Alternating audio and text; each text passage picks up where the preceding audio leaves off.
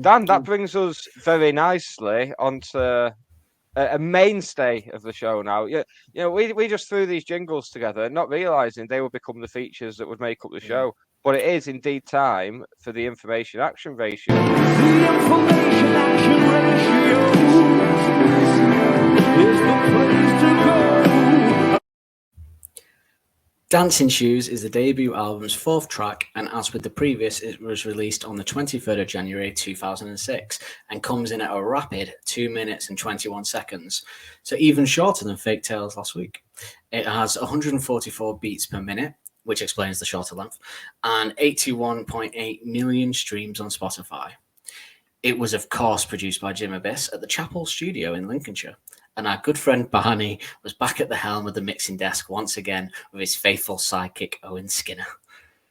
Ewan Davies also popped in to help Jimbo with the recording on this one as well. I did find out, and you'll be interested by this, I did find out that old Barney Barnicott founded Bluebell Hill Studios in 2008. It's a residential recording studio in Kent and has been home to some of the biggest records of recent years from artists such as Sam Fender, Yumi at Six, and Jungle. He also runs Studio Builds, which is a company that helps clients create studio space. Barney himself has also mixed Kasabian's debut and later Kasabian's West Rider album, also Coldplay's Parachutes, Placebo, The Temper Trap, and many, many, many more. So giving him some plugs there.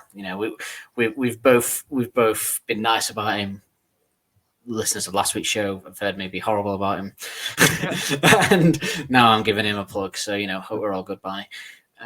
Alex describes Dancing Shoes as being about people always looking to pull when they go out, however much they mask it. I'm not sure if that's a term used outside of the UK, but pull as a slang word means, if you're lucky, wooing a partner into spending a delightful evening between the sheets with you. But more times than not, it's just convincing them to have a 10-minute intense, sweaty, tongue-filled kiss under a nightclub's lamps. Dancing Shoes is in the key of C sharp major. Wrong key, though. And other tracks in this key are Sweet Child of Mine by 80s mentalists Guns N' Roses, Mormon Rockers, The Killers with Mr. Brightside, and Never Gonna Give You Up by the man, the myth, the legend, Rick Astley. As Nick kind of encroached on the information action ratio here by mentioning the amount of times it's been played live, but as he invented this feature, I'll let him off. Yes, Nick was quite right. It has been played 414 times live and was first played on August 14th, 2004 at the Boardwalk, Sheffield, and last played on April 7th, 2019 at the Estéreo Picnic in Colombia. The year it was played most live was 2007, where it hit 99 times. But after that, it went on a steady decline with just 8 plays in 2009 and then no plays until it was brought back out of retirement in 2013. However, since the 13-14 AM tour, it has struggled to stay consistently in the sets. The track was sampled on Rhythms del Mundo by Cuban artist Buena Vista Social Club, comprising of Ibrahim Ferrer and Omara Portuondo. I'm sure I butchered those names, but hopefully they didn't butcher this. So absurd for you to say the first word, so you're waiting and waiting, and the only reason that you came to what you're scared for. What all you always do the same is what you're there for. Don't you know the lights are flashing down in here tonight? And so my exchange a glance, but keep pretending. I love that isn't so much a cover as it is the song with some Cuban style music playing over it as well.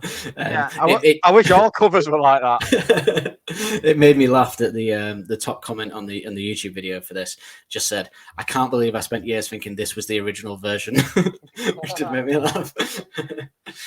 Also sampled on this album of hits with a Cuban twist are Coldplay, U2, Jack Johnson, Franz Ferdinand, Maroon 5, and Dido, or as she's now known, Eminem. It also recently featured in Season 2, Episode 6 of Apple TV's Jason Sudeikis vehicle, Ted Lasso.